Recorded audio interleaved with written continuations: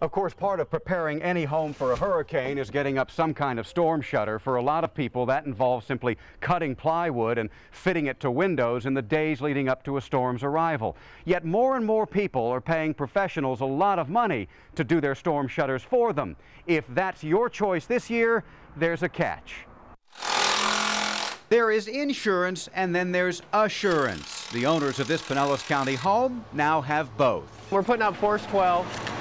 Across the Bay Area, hundreds of thousands of dollars now being spent on what is a homeowner's last hope for surviving a direct hurricane hit this year. You put it up and it cuts down on 90% of the wind that comes against your house.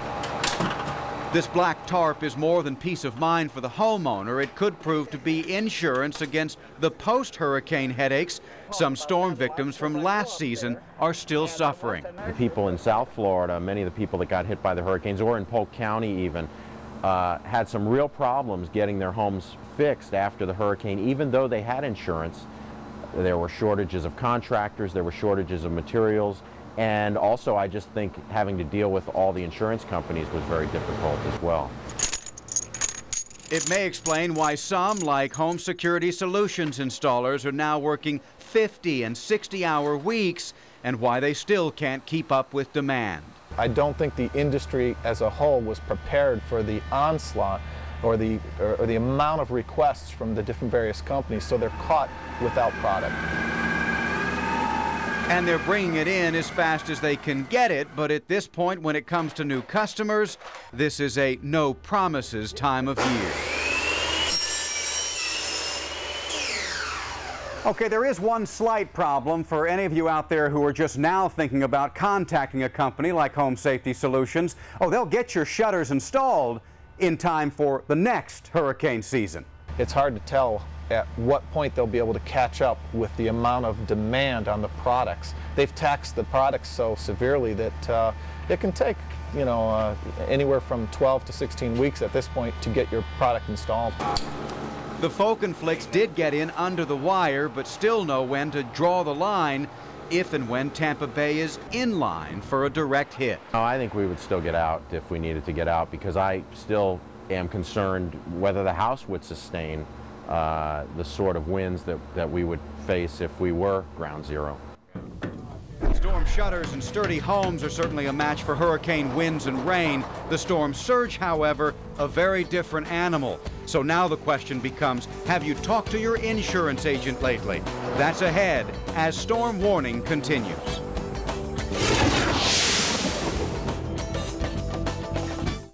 That there's going to come a day when a hurricane brings that 16, 18, God forbid, 25-foot surge of a Hurricane Camille, and it's going to kill a lot of people.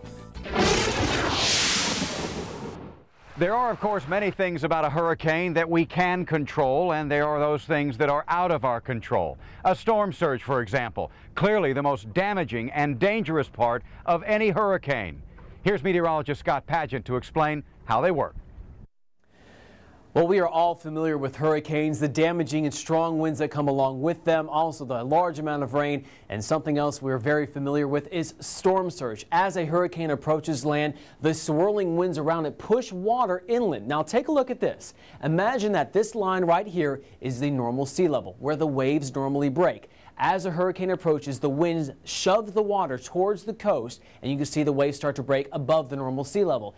As this continues, the winds are stronger. The storm surge just inundates the coast. It continues to push its way inland. Now, something I want to point out, it's not like a huge tsunami or a tidal wave. It is a gradual increase as the winds continue to push the water inland. Now, something we have to deal with is if there is a shallow shelf or also a steep one. If there's a shallow shelf, the storm surge can push farther inland. What that means is we're going to be seeing a lot of beach erosion. The water is going to be piling up, and then it's going to be undercutting some of the structures, eroding that sand away, and that's why we have a lot of structural damage also from storm surge, and this can make its way far inland. So one thing is certain, storm surge can be very damaging in the event of a hurricane. There are two kinds of storm surges that would likely occur here in the Bay Area, bad and catastrophic. USF oceanographer Dr. Robert Weisberg has developed a model that shows what happens to Tampa Bay during a Category 4 hurricane. With the hurricane making landfall at Indian Rocks Beach, Storm surges quickly reached 20 feet in Hillsborough Bay and the Safety Harbor area. Downtown Tampa is underwater, the barrier islands invisible, and Pinellas County would literally be cut in half by seawater. Coming up next, have you seen your insurance policy lately? We're all paying more in premiums, yet are we getting as much from those policies? Pinpointing the perfect policy for your family, coming up.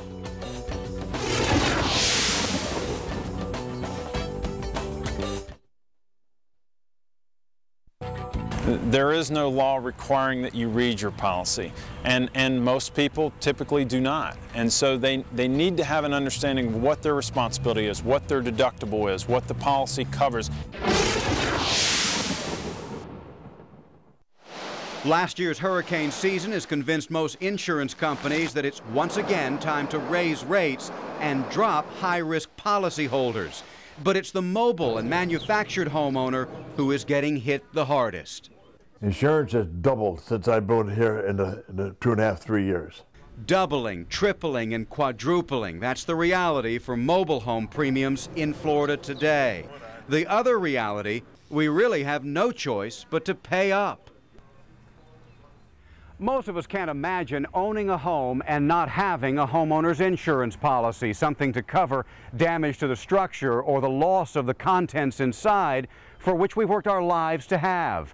Yet thousands of people right here in the Bay Area have no insurance on their home.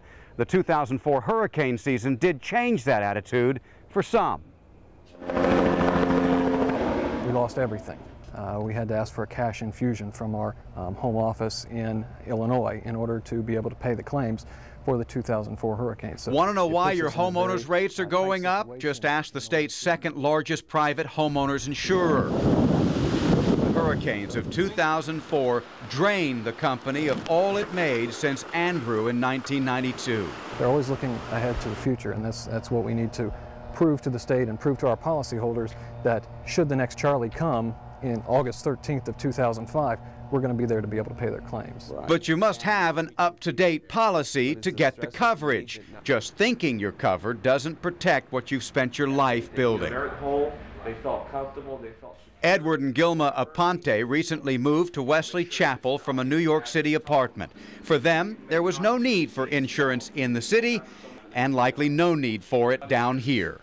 I guess Gilma and I believe in God too much. They paid cash for their home, and homeowners coverage was an option they ignored until they started seeing things like this on television last year. When we came down here, we didn't know about Florida. We're not here a year. We had no idea the power these things had. Seeing people left with nothing, especially the older folks, oh, that broke my heart. And I said, I got to do this.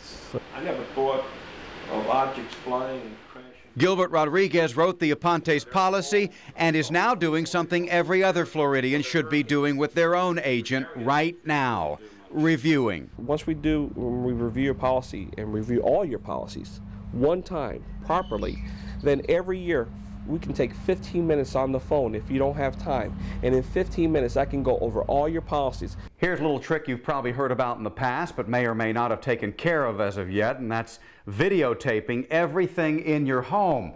Could be the second most important hurricane prep you do this year, and here's why. If a hurricane comes and destroys the property in your home, your insurance agent's simply going to approach you with a stack of papers and say, now document everything that was in that home so we can get you covered. A near impossible task without something like this. Bottom line, coming to your agent after the fact and saying, I thought we were covered, will do you no good. We certainly saw about the worst Mother Nature could deliver with the last hurricane season, so what lessons have we learned, and how can we use that information to keep our families safer this time around? The answer is next when Storm Warning continues.